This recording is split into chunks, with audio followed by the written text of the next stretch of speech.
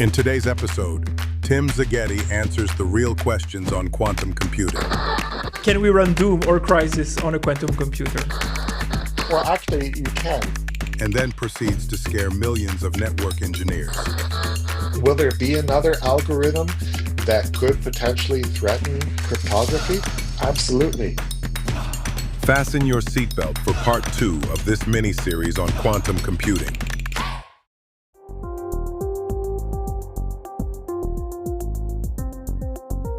Welcome to Cisco Tech Stories, a podcast with real-life stories from real-life engineers. Your hosts are Nicholas and Tristan.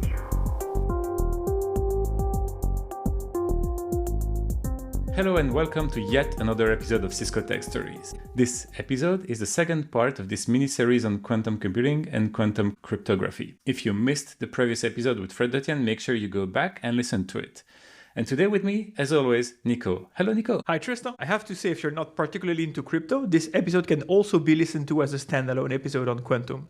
But we felt these two topics, while vastly different, are often mentioned together due to the threat quantum brings to crypto. But we're going to see today that there's a lot more to it. With us today, Tim Szigeti, distinguished engineer at Cisco and quantum expert. Hi, Tim.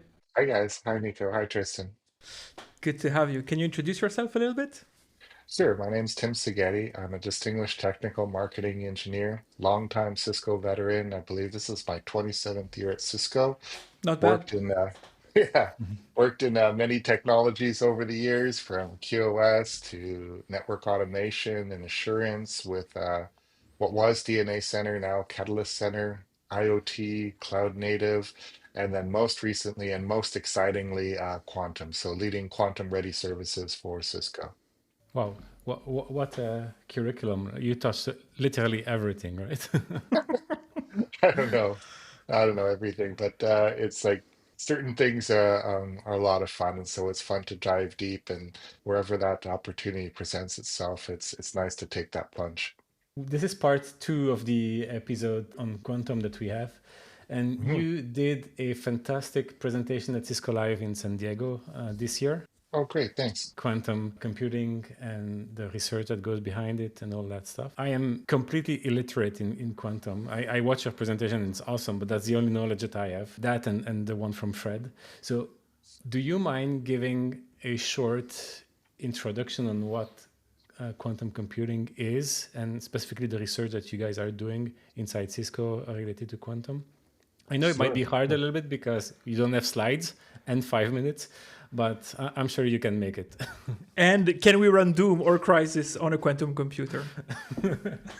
Okay, so a lot of good questions. So yeah, it's going to take a little bit to answer because those are quite large questions, but happy to do our best. First off, I'd like to say is that most of us are learning quantum. This is an emerging technology, and so it's totally good to be at that early stages. And I certainly don't know all there is. And when I'm talking with some of the leading quantum scientists that we have here at Cisco, I feel like a person in kindergarten, and they're the university professors. But then, to your point about asking about or mentioning that Cisco Live session, well, that's the point of the session, to try and develop basic literacy in this area. You don't have to be a professor to teach the ABCs. In fact, it's a waste of a professor's time to be called in to do that. So basically, to set the stage and basic quantum literacy, you have to get familiar with three separate areas.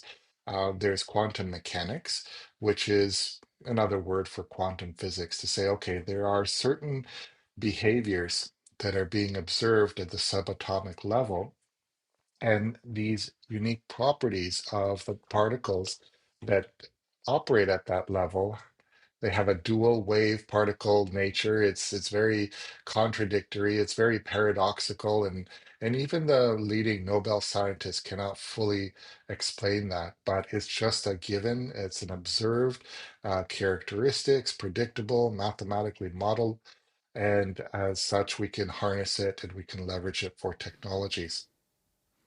So we don't really understand it, but we can make it work. Yeah, Interesting. exactly. Just think of light. We don't truly like light, behaves in this manner at the most fundamental level. And yet we don't have to understand like how exactly does a dual wave particle and wave nature work to use light. We flick the switch on, we flick the switch off, we use all sorts of instances of light. So we can absolutely harness it. And so at that level, these these subatomic particles, and they can take many forms. This is what we call modalities. How do we represent a logical state of one or zero? In regular traditional computing, we call these bits. And the most common way that they are represented, the most scalable and efficient way is through transistors. So we use bits, and they can either hold a charge of voltage, in which case we say they're representing the logical value of one, or there is no voltage present, and then we say it's a logical 0. value of zero. It's just basic semiconducting. And then in our devices, it's just billions and billions and billions of bits. So if you're holding an iPhone, the latest one, it's about 18 to 20 billion transistors inside it, depending on your model. But this is how we scale, and this is how we get complexity. With quantum, what we use are different, like I say, modalities, different particles, subatomic particles to represent these states and some nature of those. So, most commonly, electrons are used for computing. Photons can also be used, but more commonly, photons are used for communication or what are called flying qubits. And I'll explain why. But other subatomic particles can be used too, such as trapped ions, neutrons, so on and so forth. The reason that electrons are the most commonly used in quantum computing is because they have what's called a long coherence time. They maintain this quantum state for a long time, which allows for more repetitive calculations to be performed on them. On the flip side, though, to maintain those states, they have to be in some very protected environments. They're sensitive to noise, they're sensitive to vibration, they're sensitive to temperature. That's why they're cooled at minus 272 degrees Celsius. They're sensitive to electronic magnetic interference. They have to be shielded in almost every way imaginable, in which case it makes it impractical to use them for communications. Because imagine if you had to keep every part of your network cooled to minus 272 degrees Celsius. Well, then it would be a very cost prohibitive endeavor to try and transport these. And as such, it's more effective to use a different representation of qubits for communications. And that's why photonics, light particles, are typically used, because you don't have that stringent environmental requirement. You can operate at room temperature, and you can leverage existing fiber optics to do these kinds of transports. So the first point I just want to make is that there's different ways of representing these qubits. Now, these qubits themselves also have at least three very unique properties. Three for our discussion. There's many, many unique things about them. I don't want to imply that there's only three interesting properties, but three particularly interesting for the sake of computing and networking. And the first of those is this concept of superposition. And this is sometimes a concept that is exaggerated, or the way that it's described in media is done to be almost deliberately over confusing. So the idea of uh, it's usually expressed, oh, bits represent a one or a zero at any given time, whereas qubits represent one and a zero at the same time. And then people are like left with another paradox, and they go, this is just too complicated for me to understand or to grasp. So I'm just going to let that be. But the analogy I like to compare it to is that, think of a coin that's flipping in the air. Um, well, before it's flipping, if you take any coin, there's two final possibilities. that it can resolve to. It can be either, Heads or tails. logical state, heads or tails, right? But while it's flipping in the air, it's got some probability of resolving to heads and some probability of resolving to tails at any given instant in time. And that's in a constant change. And until we do that final reading, we don't know what that result is going to be. But then once we take that reading, it no longer has that property of being in two, like a probability of one or probability of zero. It resolves fully and completely to one single state. We call that it collapses to a single state. So basically, that's what we're dealing with. We're dealing with objects that can represent, because they're real world objects, they can represent and be in a probability of resolving to one state or resolving to another. So that's a confusion point I had for a long time. And if the analogy is correct with the coin, technically, if you freeze time, it is in a fixed state. It's either showing you heads or tails, but because it's flipping, it's constantly changing. And if the analogy is correct, it's like, but when you want to measure it, you have to stop the coin from flipping. And That's then it. that, like, you kind of break the flip, the spin, and then it's going to be either heads or tails. That's why you're saying probabilities. But in reality, it's not like, it's not in two states at the same time. It's always in only a single state, but it goes so quickly that when you measure it, you stop it. And that's the point, right? You're absolutely right, Nico, is that you don't know the state without doing a measurement. But once you've done the measurement, because these states are so sensitive, it collapses to a discrete state, a single discrete state. And so the act of measuring will collapse this superposition, which is just a combination of positions. That's property one. Property two is entanglement. And this is, again, a mind bender. The idea that two or more of these particles can enter into a special relationship, such as the state of one instantaneously affects the state of the other. Right. So you're not teleporting a particle, but once you pair them in a sort, you entangle them is the right word. Yes, When you measure one, you know the state of the other. that's exactly true. And so then, as you mentioned, this can be used for a special type of um, exchange called teleportation. And then this leads to another myth, the idea that, oh, because these states are instantaneously reflected, no matter how far apart these particles are, well, therefore, sometimes said in the media is that you can transfer information faster than light. But unfortunately, that's not true. It's not true. Einstein was absolutely correct in that, is that nothing can travel faster than light, not even information. What happens is when you do this teleportation, you have a random state that's reflected at the far end, but it's not yet information. It's just random state. You don't know if, for instance, these particles can be entangled in one of four ways. They can be fully in sync. One electron spins up, the other one instantaneously spins up. Or when they're entangled, they could be in a reflective state across either the X, Y, or Z axis, Mm-hmm. in which case you're going to have the opposite happening at the far end, but you don't know because at the moment of entanglement, two of these particles have come together, and without measuring, you don't know if they're entangled in which of these four what are called Bell states.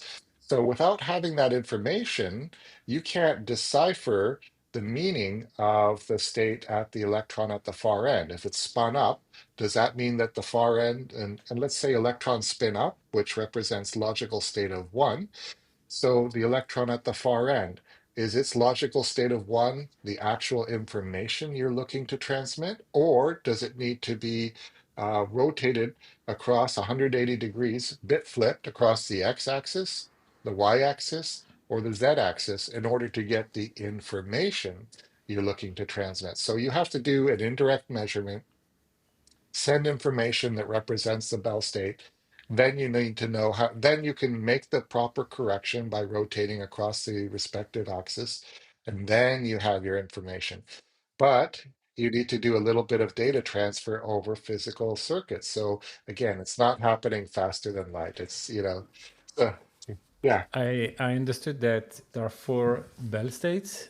yes. Wouldn't it be an easy assumption to say, okay, then it means we have only four different type of answers, and if we can test them all four, only one will make sense. Therefore, that one is the truth.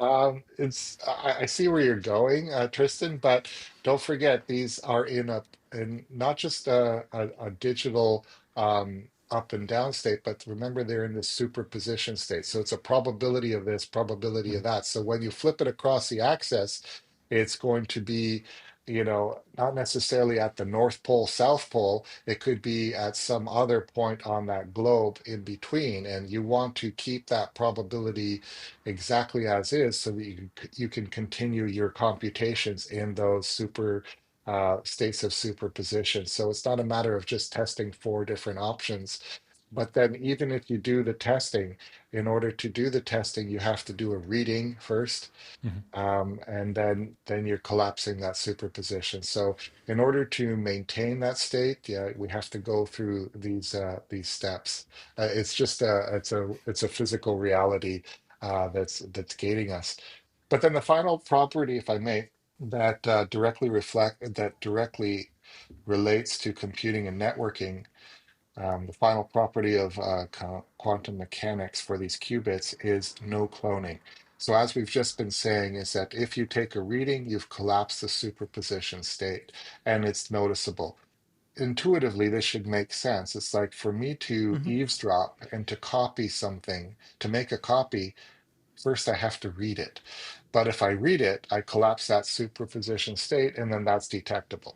Whether I'm working with a single qubit or an entangled pair, it's very observable to me if somebody takes that reading, collapses that state, and therefore I can detect the presence of an eavesdropper.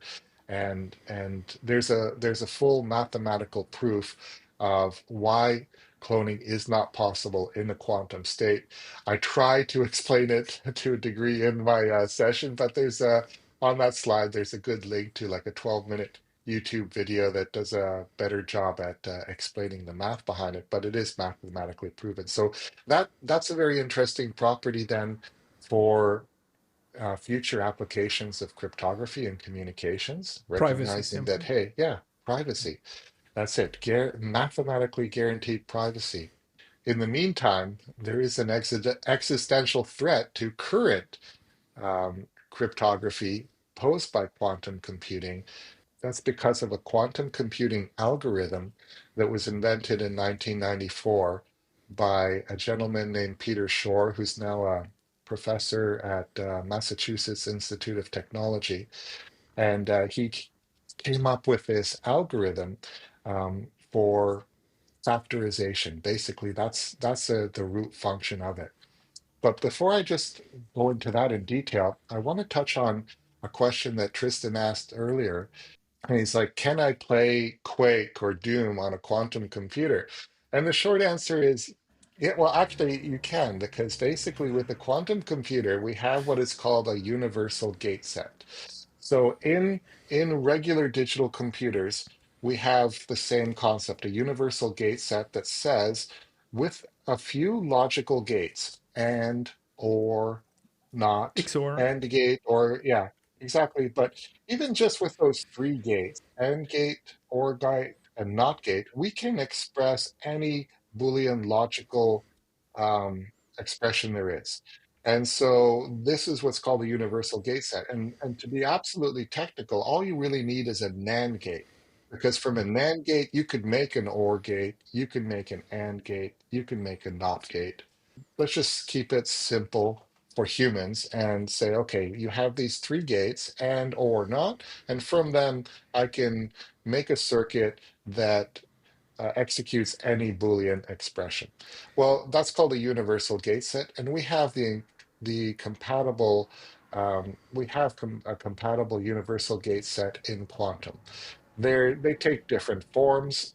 Quantum gates are slightly different than digital gates. One way they're different is that there's always the same number of inputs as outputs. If you think of an AND gate, you have two inputs, but one output. You never have that scenario in quantum gates. If there's two inputs, there are two outputs. One input, one output. It's always the same number of inputs as outputs.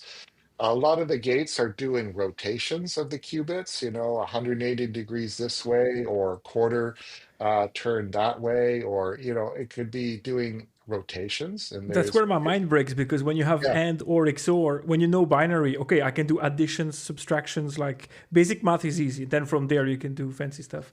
But then you yeah. see like, oh, I'm rotating the electron. I'm like, what do you do with this? Like it's nice, but what operations does it take you? I mean, Well, let's consider an example. Okay, so when dealing with electrons, what we're looking at is the spin of the electron. And spin, again, I don't want to dive too deep down that rabbit hole, but it's not a physical spin. You're not actually moving it and rotating it. What's happening is that there's a magnetic field that's oscillating, and just like there's a magnetic field on planet Earth, it's going from the North Pole to the South Pole. You know what? Every so often it reverses. For planet Earth, it happens, I think, every 700,000 to 800,000 years. But on these electrons, it can change its direction, and it doesn't have to be tied to the poles. It could be in any different direction across any axis. Okay, so that's what we mean by spin. I don't want to go down further on defining spin. It's a property of it's an innate property caused by angular momentum. That's a whole other lesson, science lesson on itself. But let's leave anyways, that aside. my point Happily. is, okay, let's say what you say in computing, we say that, okay, if it's coming from the North Pole to the South, we call that state one. So logical one. Okay, so North Pole is one. If the electric spin is emanating from the South Pole but heading north, then we call that zero. That's the relaxed state. And so let's say that we're at the North Pole position, logical state of one. And we do it to your question of, well, what does rotations do when it comes to digital gates? Well, if we start at the North Pole and we do a 180-degree rotation, we've actually done a not operation. So we started at logical one, and then we end up at logical state zero. So it's a not function. And we can rotate across the x-axis to get that. We can actually even rotate across the y-axis to get that, but then it's a different phase. We're facing a different direction. But basically, to answer your question, well, what mathematical operations do these rotations do? They can do simple operations like a not function, but they can also do additional functions that can increase the probability of correct answers and decrease the probability of incorrect answers. So that's their high level mathematical function. But then my point is that with these combination of these universal gates, you can actually implement any logical Boolean expression. Okay, But which it's not means good at it. Let's be honest. It's convoluted. It's not that's made it. for that, right? That's where I'm going with it. It's Okay. like, yeah, so technically with a large enough quantum computer, you could play Quake. You could run Microsoft Word, and you could do all these other things, but it doesn't necessarily mean Doesn't make that sense. there's an advantage to doing so. Mhm. But there are certain algorithms that exhibit um, advantages on quantum compute. And these advantages could be linear. That says every time I add another qubit to my quantum computer's capacity, I have a constant increase in the performance. That's a linear speed up. Okay, that's modest. There's the next level is quadratics that basically says, okay, for every qubit that I add to my quantum computer, I'm getting x squared performance advantage. Oh, okay. Now I'm cooking with Now we're talking. gasoline. Yeah, exactly. So when I start seeing quadratic speed ups, oh, okay, that's great.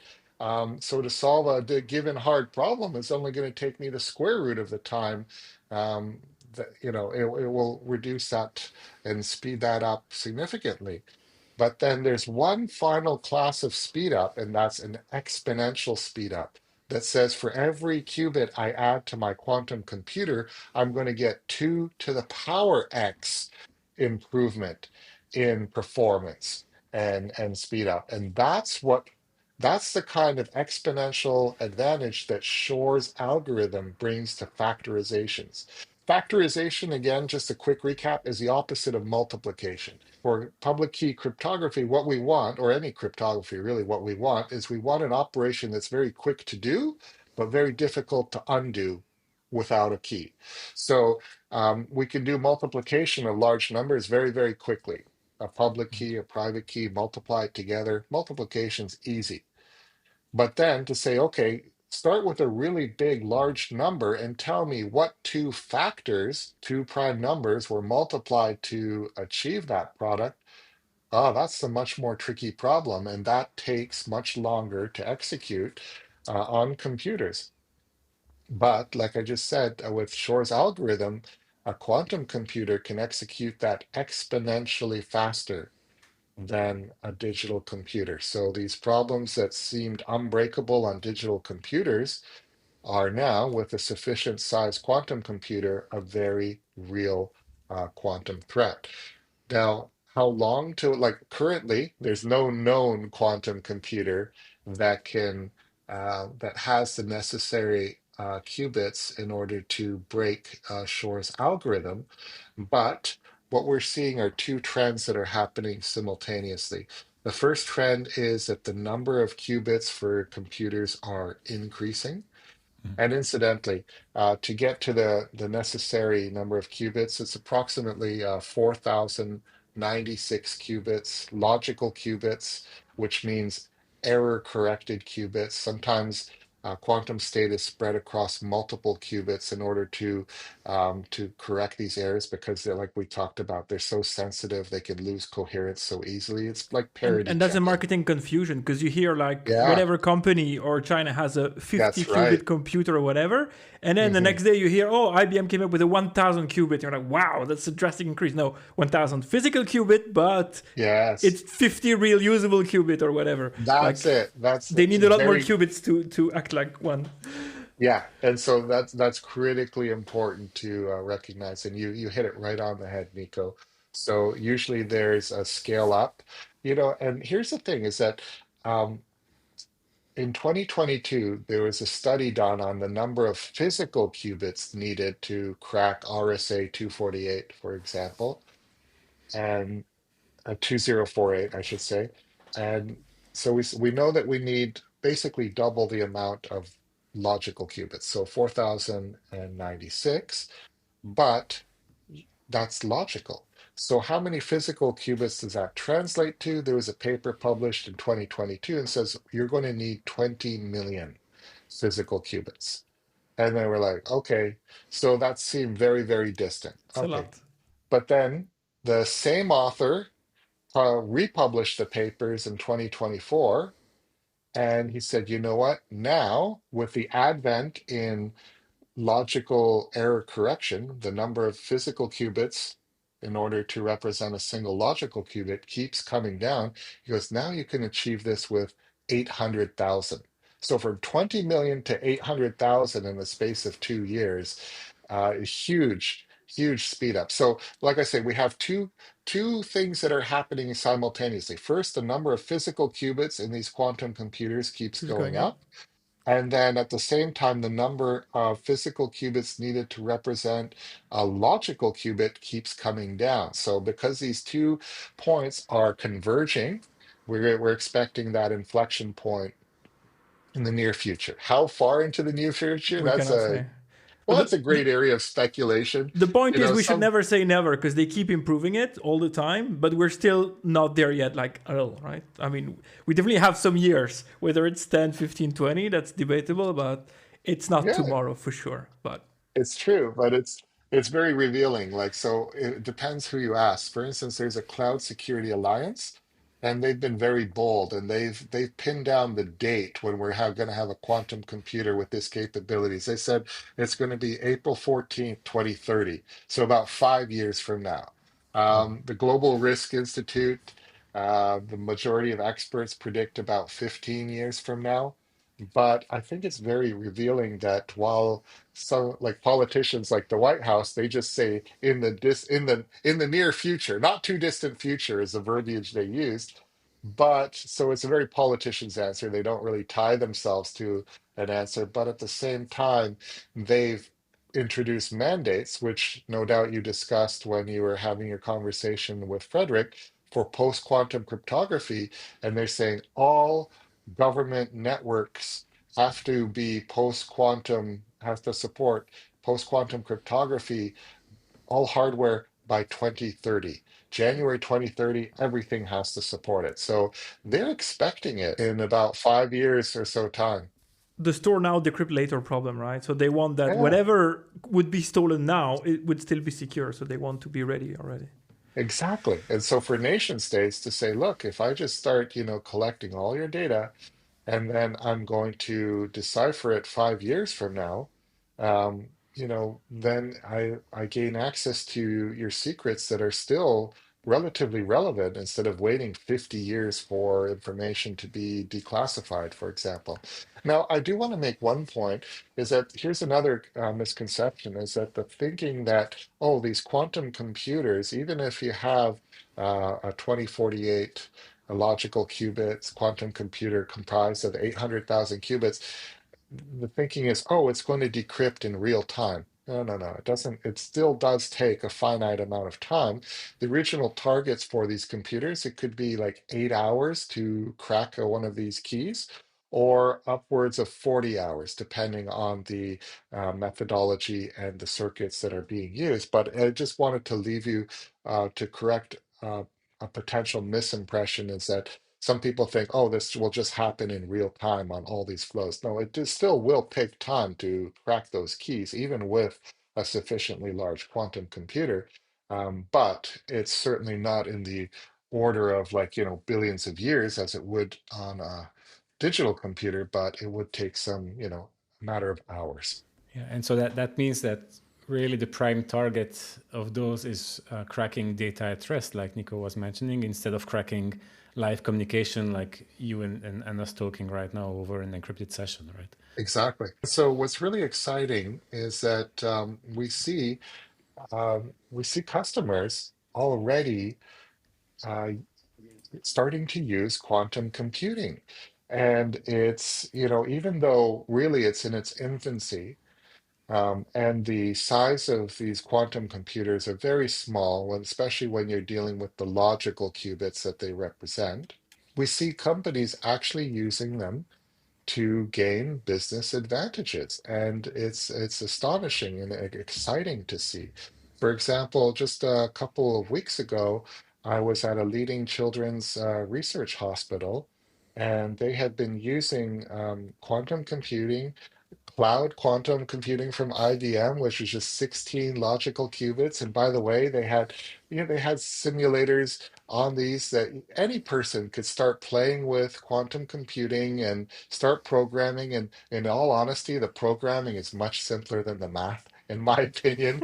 And so you start using this quantum assembly language modules, QASM, QASM, and you can start programming these circuits and then actually execute them on these relatively simple, like 16-bit or whatever quantum machines that they have available.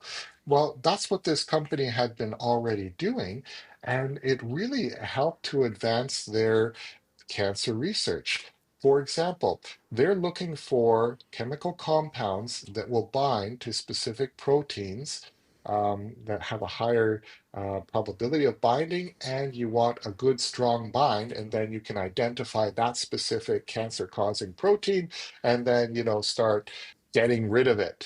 So the first step is making that bind. Well, the leading researcher explained to us is that the problem space, the sheer number of permutations of the chemicals in question are 10 to the 80, which is approximately the same number of atoms in our Milky Way galaxy. And so that's the haystack that they're looking for the needles in. With quantum computers, what's already been very well noted is that they're very particularly adept at, remember we talked about certain algorithms perform superior and better function. Not all, but there are certain algorithms. AI is one of them.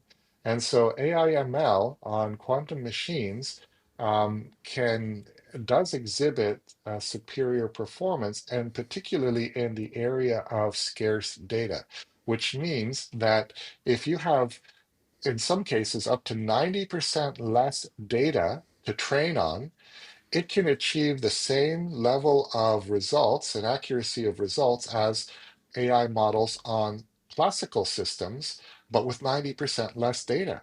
That's huge for any type of scarce data problems.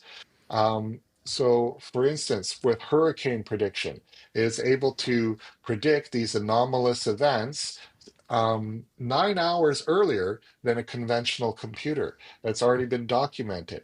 And as such, it's like, or in financial markets, when you have what are called black swans, these very bizarre, very rare uh, types of events that somehow affect world financial markets. The most recent example, and in hindsight, it seems obvious, but in foresight, nobody saw its impact, was COVID-19. Here we had like this pandemic, and we never had a pandemic really. I guess the Spanish influenza, but at that time, so many other things were happening. But we never had a pandemic, and nobody knew the effect it was going to have on the global markets, but it certainly did one. It certainly had a massive one. But to be able to predict this type of black swans, where there's not a lot of data to begin with, and yet can you then see something developing that will have that impact on financial markets? That's another scarce data problem that we see being applied to. But my point is that we already see customers applying quantum computers to solve real tangible problems. And returning to this children's hospital, they saw that they could increase in the accuracy of the compound selection by 10% improvement. And given that it's just a 16 qubit quantum computer, 10% in a problem space of 10 to the 80, that's That's huge. huge. That's huge for them. And not only that, but then the specific compounds that it identified for binding were orders were at least one order of magnitude stronger than the ones predicted by classical systems. So a win-win. And so a very relevant use case, cancer research, especially for children's cancer. Wow, fantastic use of technology. And then even though these computers are in their infancy, they're already making these differences. So the things that quantum computers are really good at is simulation, because basically we're using a real world physical object to simulate real world physical objects. Do you know what I mean? So particularly in this area of chemical simulation, it applies very, very well. It's for forecasting. We mentioned weather forecasting, financial modeling, any type of application logistics where you have very complex multi-variable equations like FedEx trying to lower their overall costs when they have to take plane schedules, truck schedules, all these other, or the classic traveling salesman problem, to say, how do I plan the most efficient, lowest cost route with all these interdependent variables that come into the equation, find that lowest cost solution. That's where they play very well. That's a function called annealing that can to do that very well. So there's a number of applications. Not every application, not every problem. Quantum computers are not uh, suited for solving every problem in a superior manner.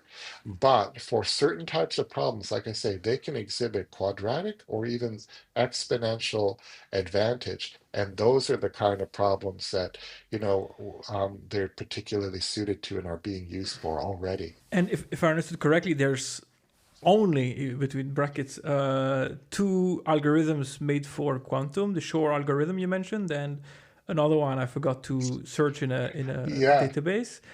yeah, Does that mean we could invent new ones? They just haven't been invented yet. yeah, absolutely. So I do want to.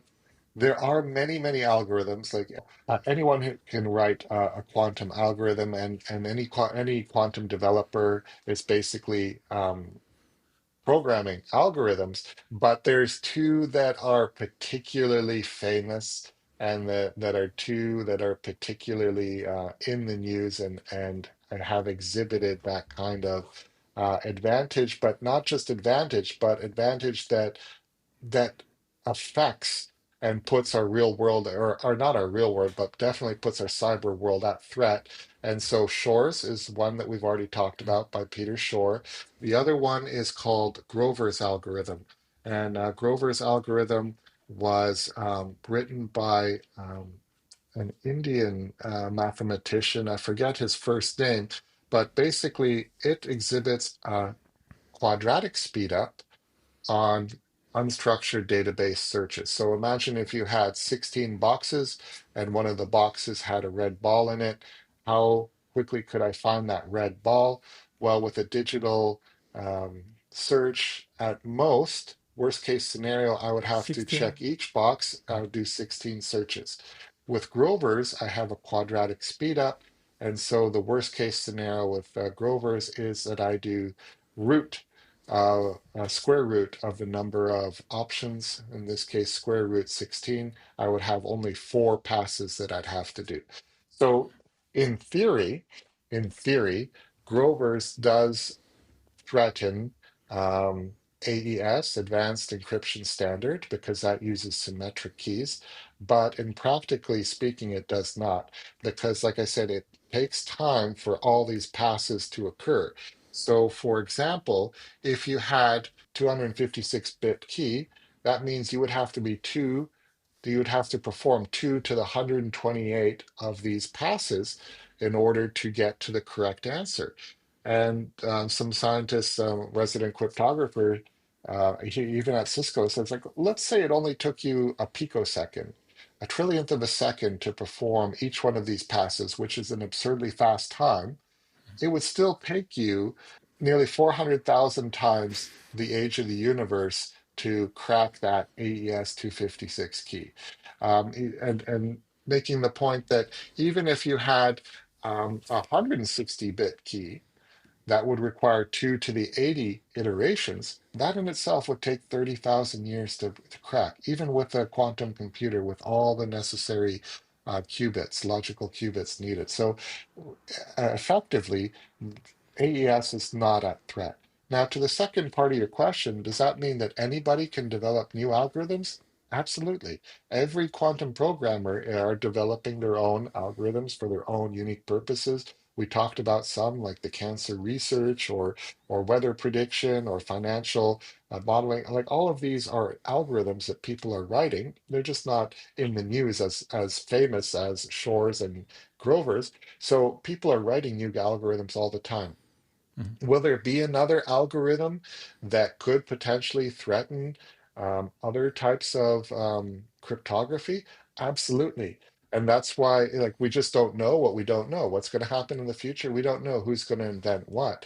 But this is why the approach taken by NIST, the National Institute of Standards and Technology for post-quantum cryptography, is saying, let's not put all our eggs in the same basket.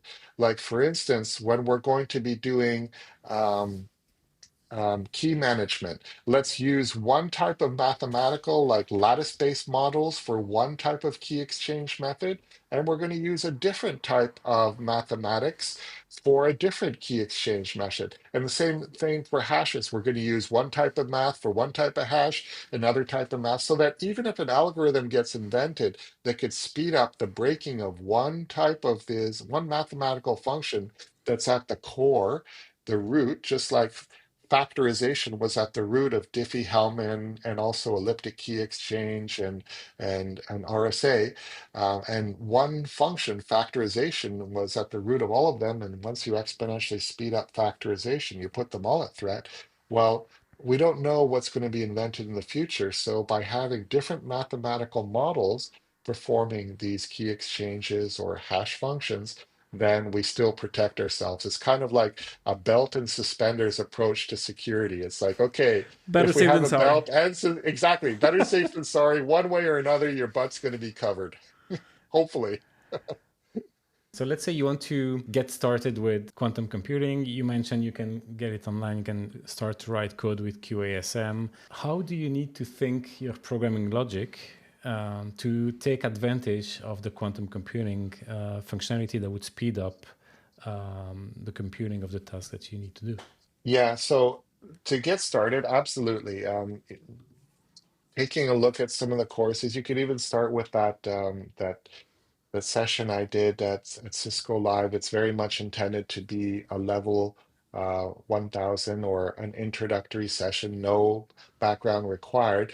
But there are many, many other resources for getting started with quantum computing. IBM, I think, is a great offer provider of such resources. So IBM Quantum Computing, and then they have, their online courses that you could go through and learn, and then you can start programming.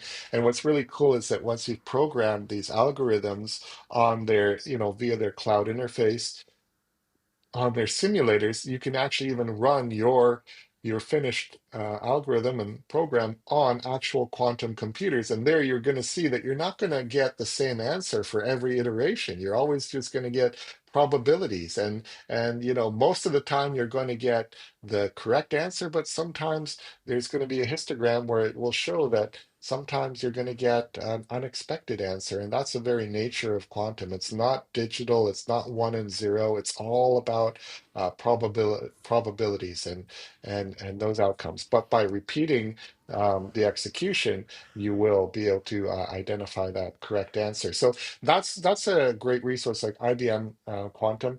But then taking a page out of that, Cisco ourselves, what we've done is that we're not going to be running after computing. That's not really our strength. Our strength has always been networking for 40 plus years. So we're going to play to our strength again in quantum, and that's why we're focused on quantum networking, and not necessarily exclusively, but that is our primary focus. And so, building quantum entanglement, building quantum switches, building quantum networks, fabrics, data centers, and then we'll just keep building from there. But to to that end of getting started, we've also made quantum network simulators, similar to what IBM's done for their quantum compute. They make simulators and they offer it to people to get familiar and start playing with. We're doing the same in the area of networking. So you can choose your quantum, network, you could choose your components, you could choose your topologies, you could choose your laser strengths and noise and attenuation and all these things, and then get a sense of how well that's going to perform. And then what we use them for is that simulators are the first step in proving a concept in our own lab. So we go from simulators to emulators, which are even more advanced and bring in more variables. And then ultimately, we execute actual optical test beds to prove various concepts and to develop hardware. So those are some ways you can get started in both quantum computing as well as in quantum networking. And talking about quantum networking, this is actually your area of expertise, if I'm correct, right? You are doing the research in quantum switches and things like that. Is that correct? I'm not doing that research myself, but I'm getting up to speed. So we do have actually quantum scientists that we've hired at Cisco, and so we have a quantum research department. We have our dedicated quantum research lab that's in Santa Monica, California. So my job has for the last few years has to been supporting this team, as also then raising the awareness of the work that they're doing, because this is very important to Cisco. We really want our customers to recognize that we are taking thought leadership in quantum. We publish 10 or more peer-reviewed papers a year to advance, this industry and the thinking in it, where we're actively developing not just like the simulators and emulators, but even hardware. So last year we produced our own quantum random number generator. We brought it to Cisco Live. This year, we released a quantum entanglement source, a chip, a low powered chip that could produce these entangled pairs at phenomenal rates. And with minimal power, and so just tremendous amount, 200 million entangled pairs per second, and it was operating at like 1 milliwatt. Like it's just, yeah, 1 milliwatt of power, just phenomenal energy efficiency and rate. And like this is all industry leading technology. So this is the work that we're doing in our company. It's important for us to evangelize that and communicate that both internally and externally so that the customers see us as a long-term technology partner for quantum. And so on the work that I'm leading specifically in quantum ready services, this is everything to prepare an organization for the advent of the emergence of quantum technologies. The first urgent things to do is to make yourself quantum safe. So by adopting post-quantum cryptography and or QKD, depending on the business outcomes and objectives, making sure you have quantum safe communication systems, that's step number one.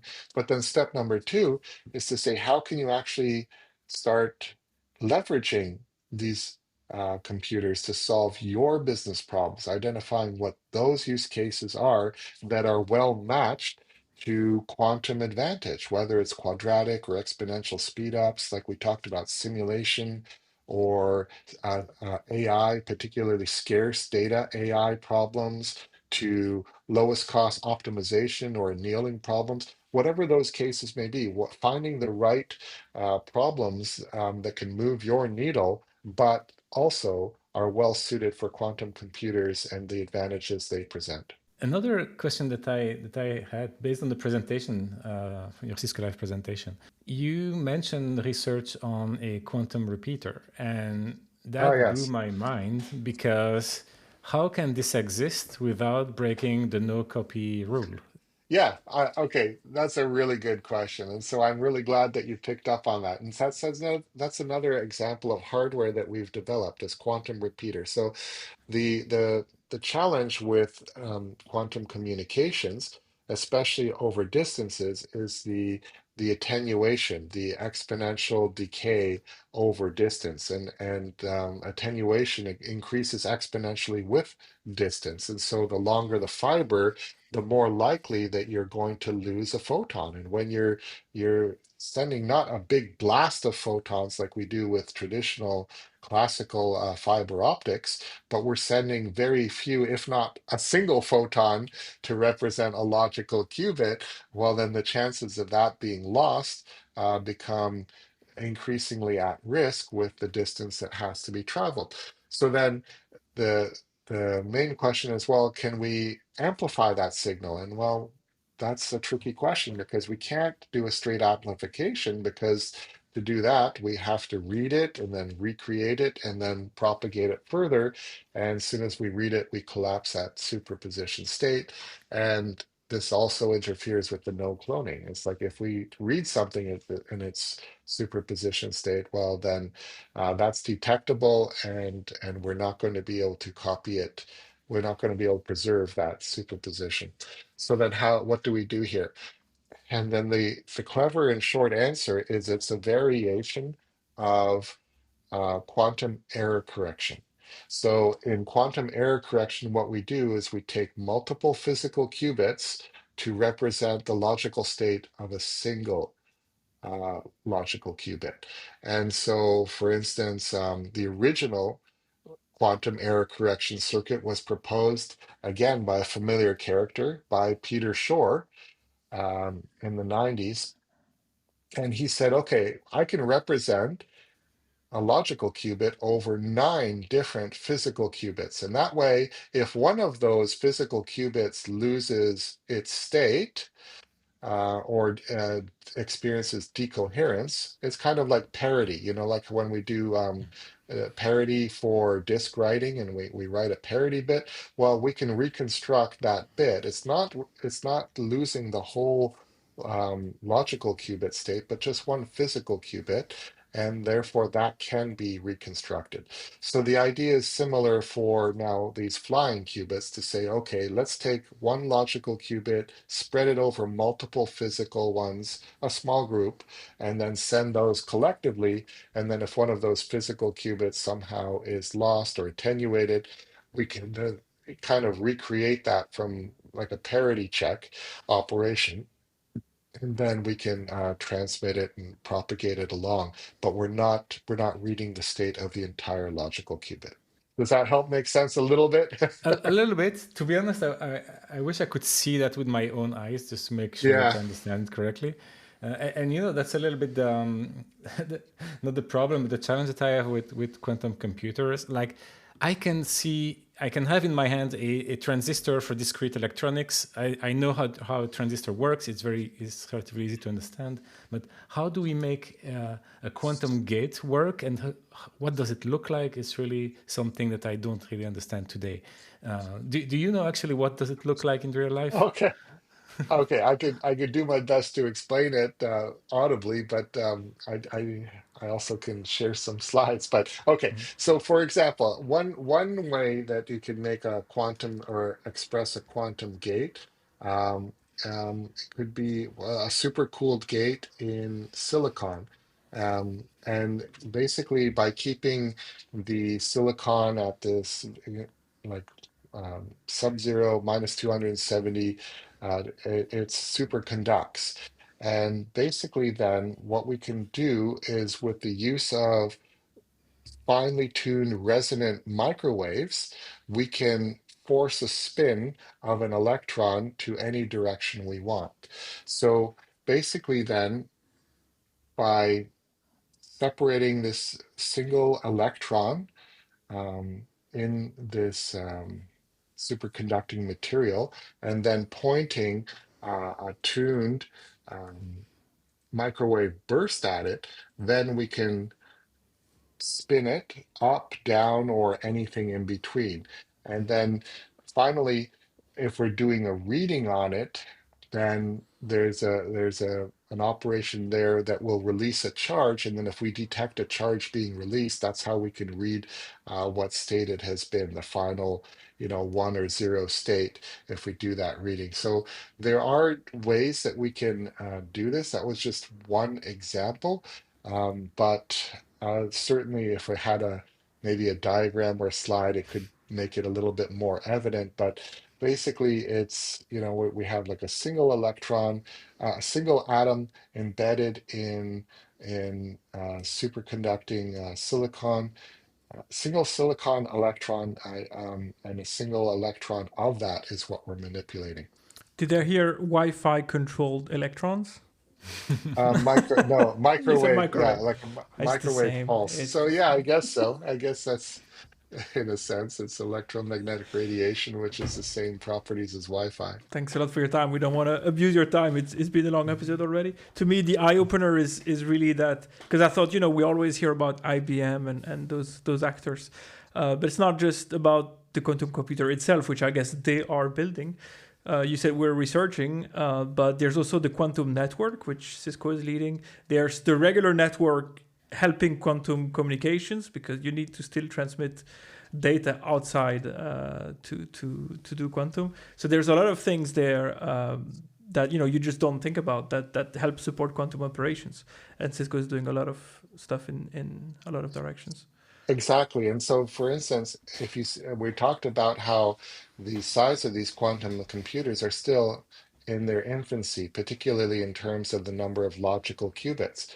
Well, so then if you have problems that require, thousands of logical qubits, such we talked about, even breaking these cryptographic required thousands.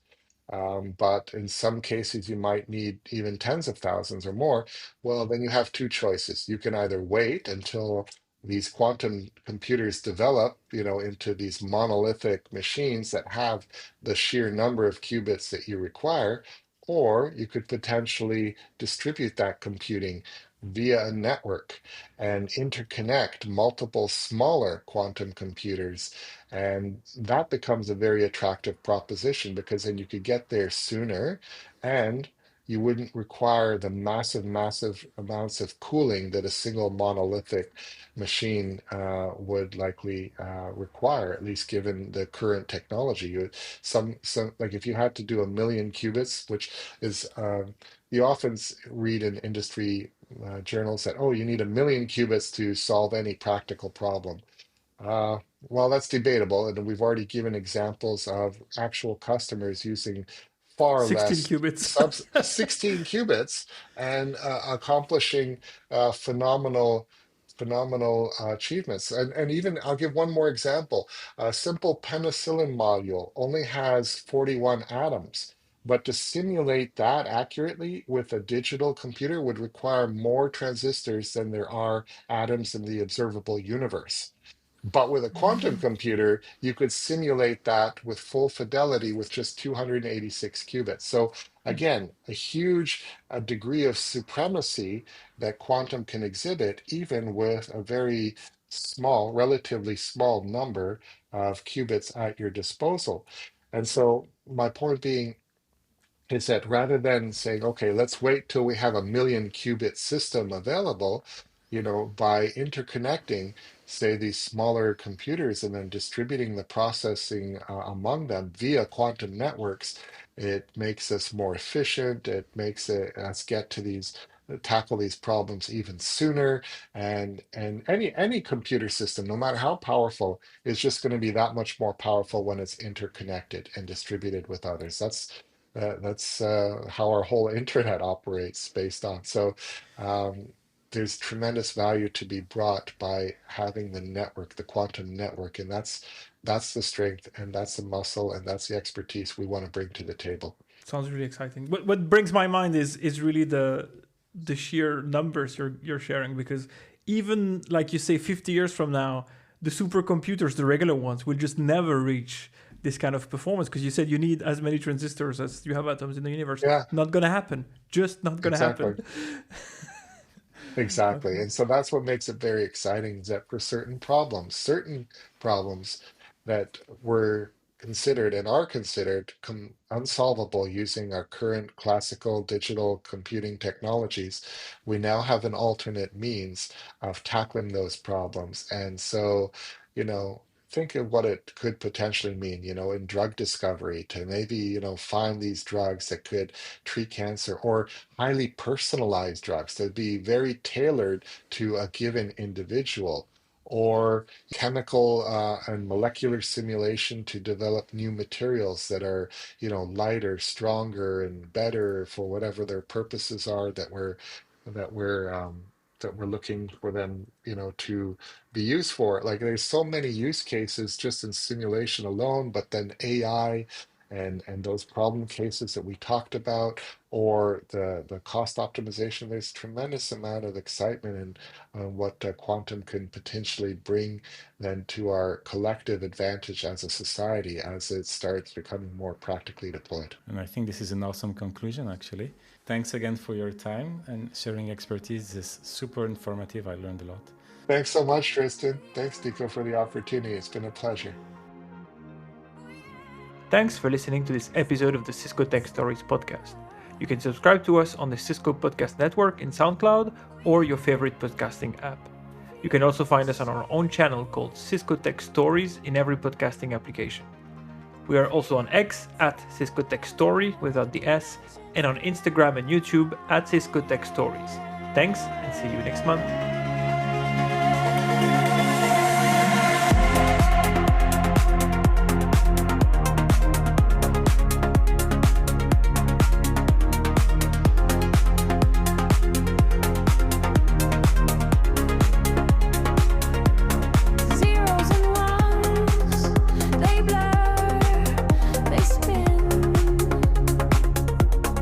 Particles dance, let the game